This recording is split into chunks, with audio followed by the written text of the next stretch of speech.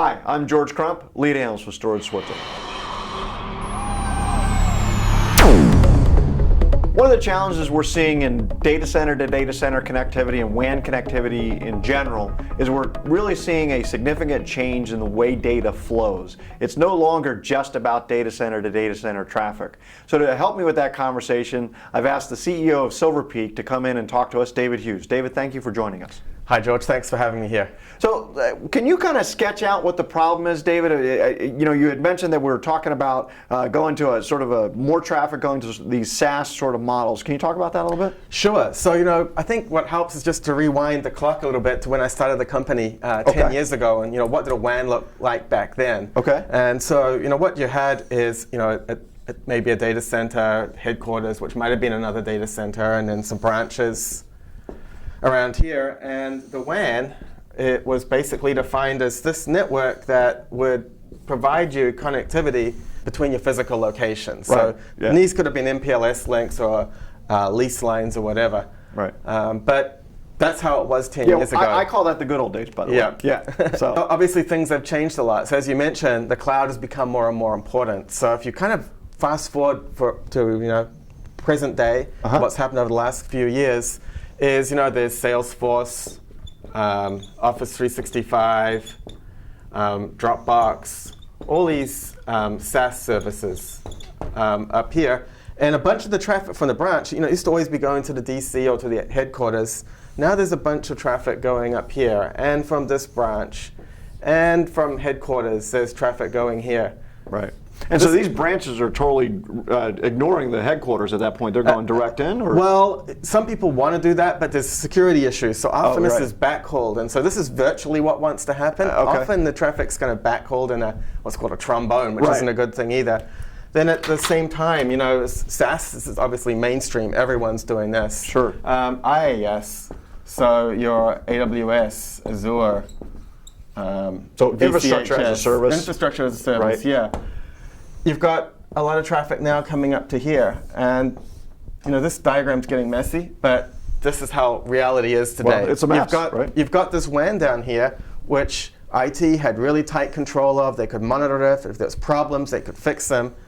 Now you've got a bunch of your traffic flowing up to these services, which are part of your extended enterprise, but you've got no way to control or monitor that traffic. Do you have a feel for what the percentage of traffic is that's going this way? I'm sure it varies, but on average? I think it varies a lot, but I think for a number of companies, it's crossed 50%. Wow, and I think that's it's kind of inevitable that, right. As people adopt software as a service and move to the cloud, this is going to become more important than the network down here, than your old corporate WAN. So this isn't a small problem? It's not a small problem. It's big, and it's only going to get worse. Okay, well that makes a lot of sense. So from a Silver Peak perspective, obviously, at least in my experience with you guys specialize in this sort of data center to data center, optimizing that. What are you guys doing with this type of traffic now? So obviously, traditional WAN up is where we've made our name, and especially in this data center to data center piece.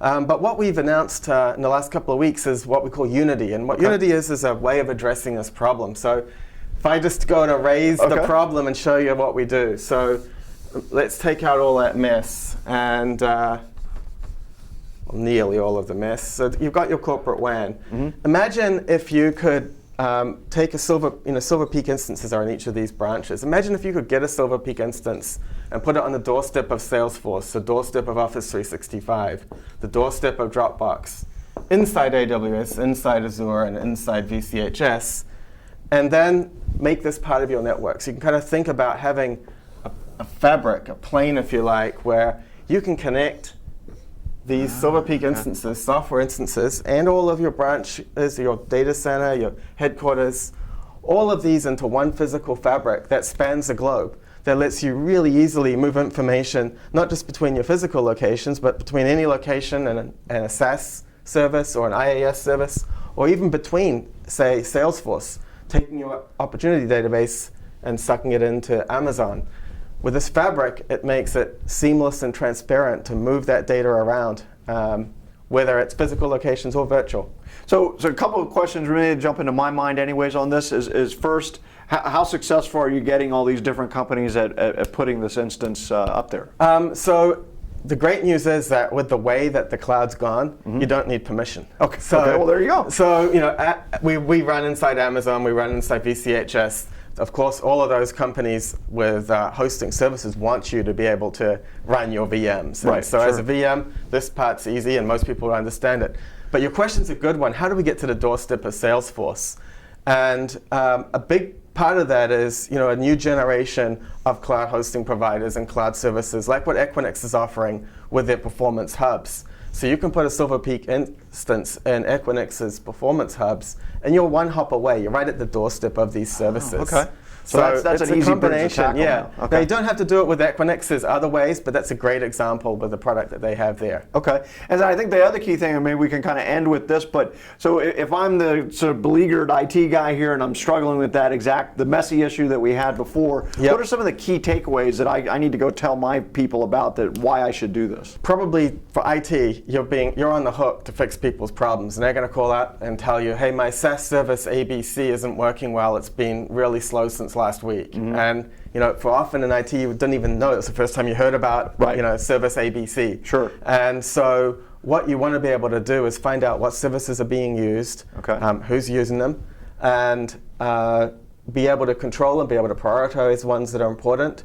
One of the things we do is we collect metrics from edge to edge. So when there's a problem, you can tell, is it a problem in my branch location? Is it a problem getting that traffic across the corporate network, across the internet to Salesforce or to ABC?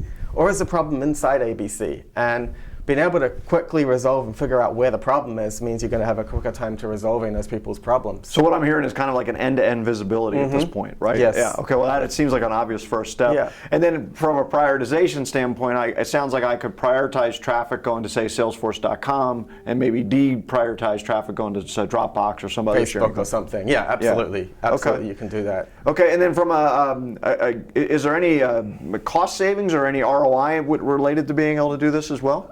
Yes. One of the things that you see as this trend happens, more and more of the traffic's actually going out to the internet. And so that's forcing people to come back to the decision they've made maybe a few years ago to go with MPLS. As the internet traffic becomes more dominant, they may want to revisit that decision and perhaps in some locations choose to go with internet-only access. And the Unity architecture we have lets them do that. Okay, great. Well, thanks for joining us today. I appreciate this insight. Great, thank you. So that's an important point and something to think about as you start to relook at your WAN and start looking at traffic that's going up into these SaaS providers. All of these things aren't created equal. Hopefully this will give you some ideas on how you can improve performance and get that end-to-end visibility. I'm George Crump, lead analyst with Storage Switzerland. Thank you for joining us.